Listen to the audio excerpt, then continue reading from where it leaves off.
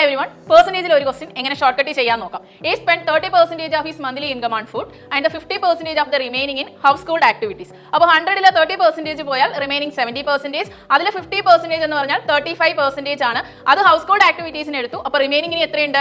35% ആണുള്ളത്. ആ 35% എന്ന് പറയുന്നതാണ് അയാൾ സേവ് ചെയ്തത്. അത് ഇക്വൽ ടു എത്ര എമൗണ്ട് എന്നാ പറയുന്നത്? ₹10,500. സോ 10,500 എന്ന് എടുത്തു. അപ്പോൾ 30% 35 into 300 ചെയ്യുമ്പോഴാണ് നമുക്ക് 10,500 കിട്ടുന്നത്. അപ്പോൾ അയാളുടെ ഇൻകം ആയ 100% ഞാൻ എടുത്താൽ എനിക്ക് എത്ര കിട്ടും? 30,000 എന്ന് കിട്ടും. ഇനി പറയുന്നത് എയുടെ ഇൻകം ബിയുടെ ഇൻകത്തിനേക്കാൾ 25% ലെസർ ആണ്. ഇൻ ടേംസ് ഓഫ് റേഷ്യോ എഴുതിയാൽ A:B എന്ന് വെച്ചാൽ അത് 3:4 ആണ്. സോ 4 is equal to എത്ര എന്നുള്ളതാണ് കണ്ടുപിടിക്കേണ്ടത്. അതായത് ബിയുടെ ഇൻകം ആണ് കണ്ടുപിടിക്കേണ്ടത്.